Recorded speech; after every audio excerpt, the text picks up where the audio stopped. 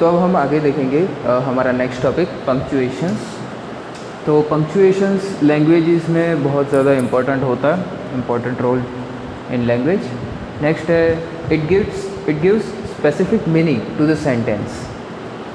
अब कुछ important punctuations है, वो हम एक के बाद एक फटाफट देख लेते हैं। फर्स्ट है full stop, most commonly used end of the statement में यूज़ होता है, placed at the end. Second question mark, used after interrogation या फिर used after interrogative sentence, it denotes something is asked and placed at the end. Comma है, used to show the difference between two separate ideas elements within sentence, या फिर कभी कभी writing numbers, dates, question tags etcetera. Next है semicolon और colon. Semicolon का बहुत ज़्यादा यूज़ नहीं होता, सिर्फ use to connect independent clauses. जो हमारा सेंटेंस होता है उसमें कुछ क्लॉजेस भी होता है, तो दो क्लॉजेस, इंडिपेंडेंट क्लॉजेस को जोड़ने के लिए हम सेमी कॉलन यूज़ करते हैं। कॉलन, उसके मेनली चार यूजेस है। वर्ड इंट्रोड्यूसिंग टू कोटेशन, अगर कोई वर्ड कोटेशन इंट्रोड्यूस कर रहा है तो कॉलन यूज़ करते हैं। फिर एक्सप्लेनेशन, किसी चीज़ का एक्सप्लेनेशन, एग्जांपल्स या सीरीज़ के लिए हम कॉलन यूज़ करते हैं।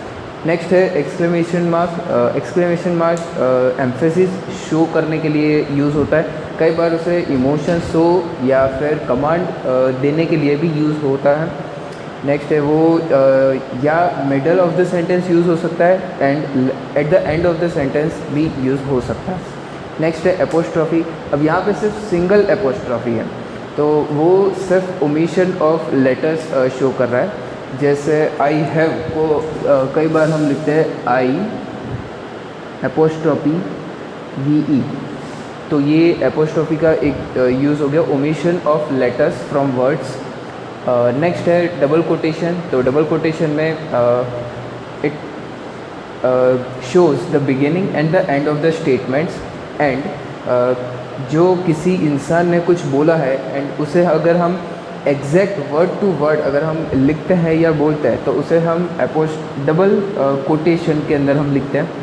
इसके अंदर एक सिंगल कोटेशन मार्क भी होता है, तो वो तब यूज़ होता है जब हम किसी का पेट नेम लिख रहे हो, या फिर ये जब कोई इंसान बोल रहा है उसने भी किसी और का कोटेशन लिया है, तो डबल कोटेशन के अंदर हम सिंगल कोटेशन मार्क को यूज़ करेंगे जब कोट्स के अंदर दूसरे कोट्स हो तब।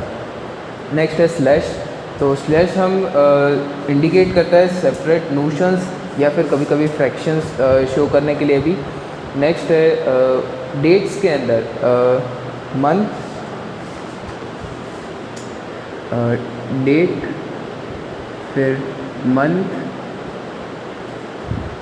फिर ईयर। तो इन तीनों को सेपरेट करने के लिए भी ये जो यूज़ हुआ वो स्लैश ही यूज़ हुआ, वो उसके लिए यूज़ होता है। फिर द वर्ड पर इन मेजरमेंट्स, ये भी हम यूज़ करते हैं जब मेजरमेंट करते हैं तब। फिर नेक्स्ट है डैश। अब डैश के दो टाइप्स हैं, एक है एन, एक है एम। एन एक छोटा सा डैश होता है और एम जो है वो लंबा डैश होता है। तो लंबा डैश वो यूज़ होता है पैरेंथेसिस में, और वो रीडिंग को ज़्यादा एनहेंस करने के लिए हम उसे यूज़ करते हैं। और एन जो डैश है उसे हम रेंज, कनेक्शन या डिफरेंस बताने के लिए यूज़ करते हैं। इसका मेन यूज़ है कि use to separate words into statements. Next है hyphen, use to join two और more words together and they are not separated by space. And last है एलिप्सिस। उसे कभी कभी ऐसे तो डॉट से रिप्रेजेंट किया जाता है, लेकिन कभी कभी 3 टाइम्स स्टार से भी डिनोट किया जाता है। वो शो करता है omission of some letters and words, जैसे यहाँ पे एपोस्ट्रॉफी में था वैसे ही omission of letters and words का ओमिशन भी डिनोट करता है। अब हम देखेंगे हमारा नेक्स्ट टॉपिक।